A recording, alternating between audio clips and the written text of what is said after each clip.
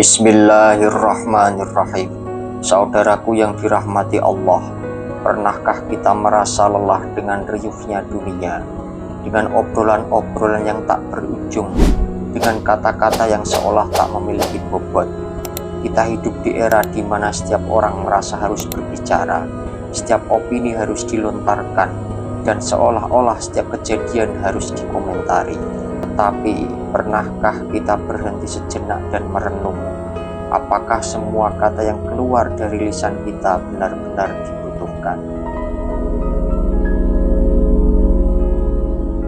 Di dalam dunia tasawuf, jalan spiritual menuju kedekatan dengan Allah Subhanahu wa Ta'ala, ada satu disiplin yang sangat fundamental, bahkan seringkali dilupakan. Ia disebut as-shamat atau diam. Ini bukan sekedar diam, ini adalah sebuah laku spiritual yang mendalam, sebuah seni mengendalikan diri dari nafsu untuk berbicara yang tiada guna.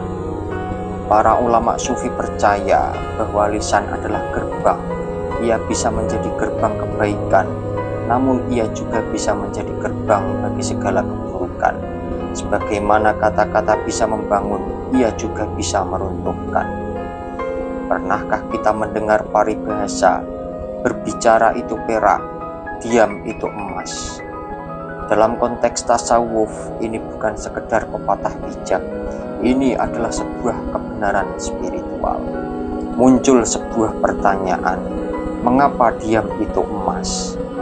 Jawabannya adalah karena lisan adalah alat utama bagi ego atau nafsu untuk berekspresi. Ketika kita banyak bicara, ego kita mendapatkan panggung.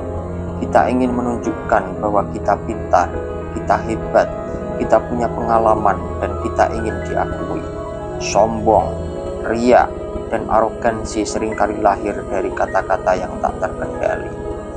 Seorang sufi besar, Syekh Ahmad Al-Qushayri, bahkan menyebut bahwa banyak bicara itu adalah sebuah cobaan, karena ia membuka celah bagi hasrat-hasrat tersembunyi untuk muncul ke permukaan.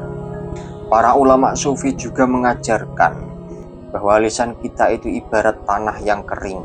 Setiap kebaikan yang kita lakukan, setiap amal soleh, setiap zikir, itu semua ibarat air hujan yang membasahi hati. Namun, jika kita banyak berbicara tentang hal-hal yang tidak bermanfaat, kebaikan-kebaikan itu akan terserap habis. Ada sebuah ungkapan yang sangat menusuk dari Syekh Abu Bakar Ibnu Ayyas. Banyak bicara akan menghisap kebaikan, sebagaimana bumi menghisap air. Bayangkan, kita sudah berjuang sholat malam, berpuasa dan bersedekah, namun satu obrolan gosip, satu komentar yang menyakitkan, atau satu ujaran yang sombong bisa mengikis semua pahala yang telah kita kumpulkan.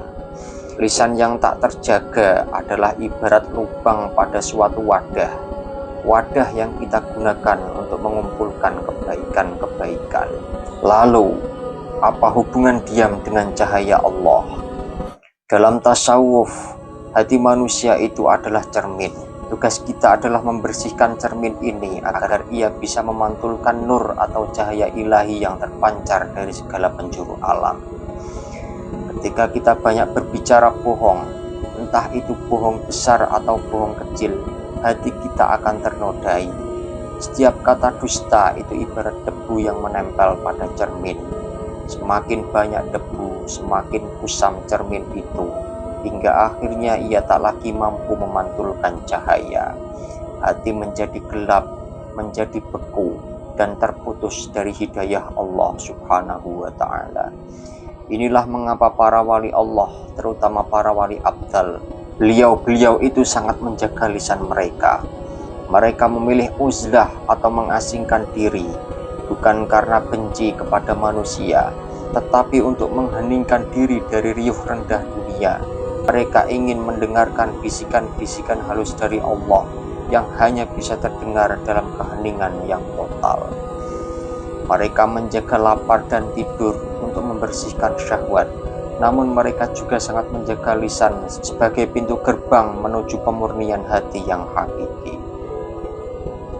Lantas bagaimana kita bisa mempraktekkan as-shamt atau diam dalam hidup sehari-hari yang penuh hiruk-pikuk ini? Yang pertama, berhenti sejenak sebelum berbicara. Tanyakan kepada diri kita, apakah kata-kata ini benar-benar dibutuhkan? Apakah ia bermanfaat bagi kita atau orang lain? Apakah ia membawa kebaikan? Jika jawabannya tidak, maka lebih baik kita diam. Yang kedua, latih lisan kita untuk berzikir. Gantikan obrolan kosong dengan mengingat Allah, dengan berzikir kepada Allah. Ketika kita sedang menunggu atau dalam perjalanan, biarkan lisan kita basah dengan kalimat-kalimat suci. Ini bukan hanya membersihkan hati, tetapi juga mengalihkan energi lisan dari hal yang sia-sia menuju hal yang bermanfaat. Yang ketiga, jadikan diam sebagai sebuah ibadah. Ketika kita memilih untuk diam, niatkanlah itu sebagai bentuk ketaatan kepada Allah Subhanahu wa Ta'ala, sebagai upaya untuk menjaga hati dan sebagai jalan untuk meraih keridhaan Allah Subhanahu wa Ta'ala. Saudaraku yang dirahmati Allah, diam bukanlah kekosongan, melainkan sebuah ruang yang diisi dengan kehadirannya. Diam bukanlah kelemahan, melainkan kekuatan untuk mengendalikan diri.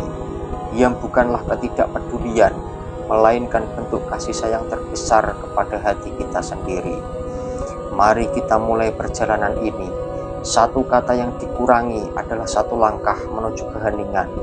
Dan di dalam keheningan itulah kita akan menemukan suara hati yang paling jujur dan bisikan cinta dari Sang Maha Pencipta. Wallahu a'lamu bishawab.